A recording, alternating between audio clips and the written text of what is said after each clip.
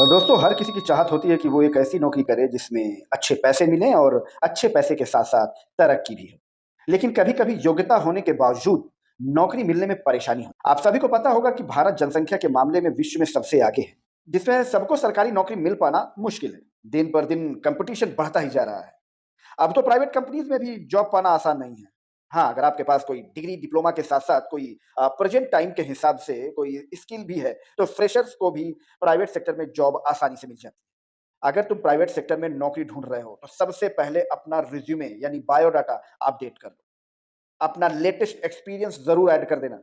लेकिन बायोडाटा में ये 3-4 महीने वाली एक्सपीरियंस जो आप लोग लेकर रखते हो ना, इसको बिल्कुल भी मत लिखना। कम से कम 10 महीने से साल भर का एक्सपीरियंस लिखना।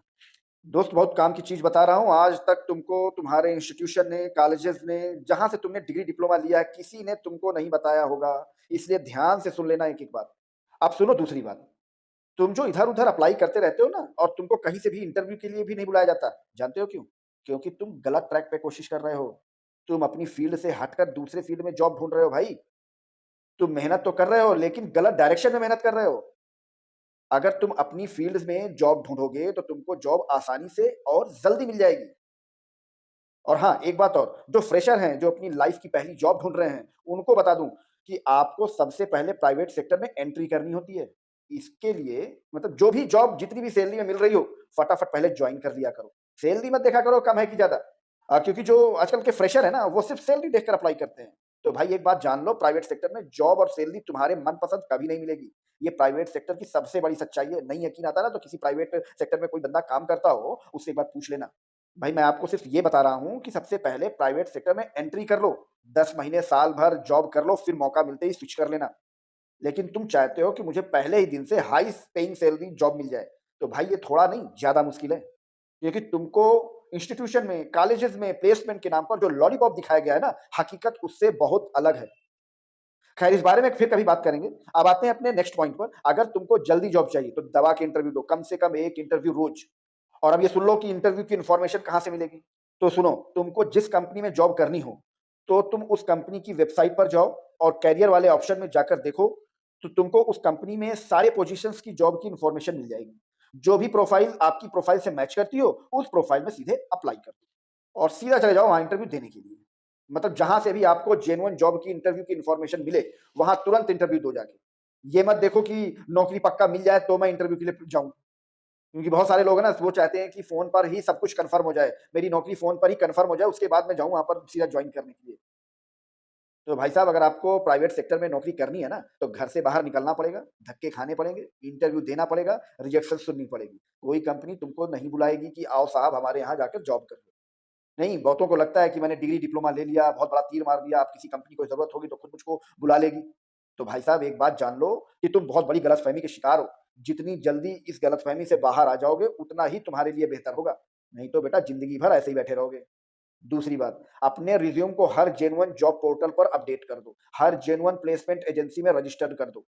लेकिन यहाँ पर एक बात का बहुत ख़ास ख़्याल रखना, किसी ऐसे प्लेसमेंट एजेंसी के झांसे में मत आना, जो आपसे किसी तरह का कोई पैसा माँगती हो, चाहे पहले या बाद में। एक बात याद रखना, जिसने भी तुमसे प्राइवेट सेक्टर में पैसे माँगे, जॉब के नाम पर, उसको तुम्हारी नौकरी से कोई लेना-देना नहीं है।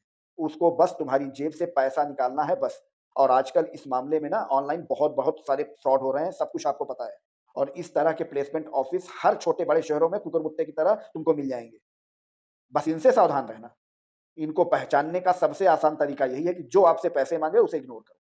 और आजकल ये ना कुछ नए-नए तरीके से पैसे माँगते हैं, जैसे रजिस्ट्रेशन और प 15-20 दिन की सैलरी वाला इनका ड्रामा पुराना हो गया है।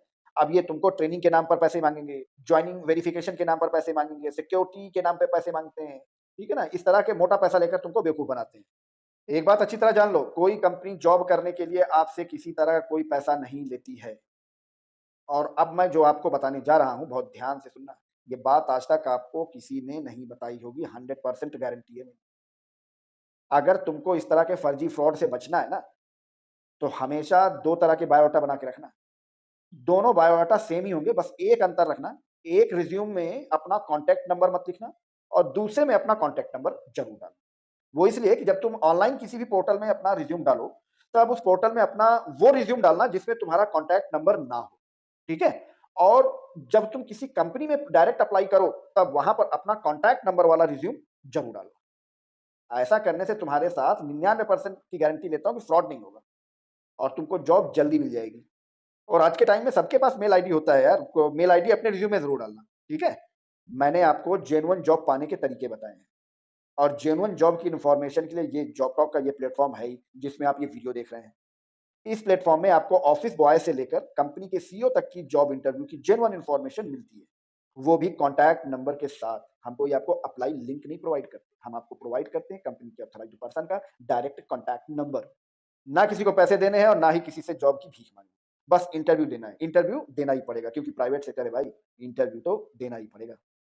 और हाँ, अगर आपको इंटरव्यू कैसे क्रैक करना है, ये जानना है, तो कमेंट में जॉब इंटरव्यू लिख दीजिएगा। मैं आपके लिए इसके लिए भी वीडियो बना दूँगा। आई होप आपको इस वीडियो में कुछ ढंग की इन्फॉर्मेशन मिली होगी। तो चलिए मिलते हैं आपको नेक्स्ट वीडियो में किसी नई जानकारी के साथ। तब तक के लिए थैंक यू, धन्यवाद, जय श्री राम।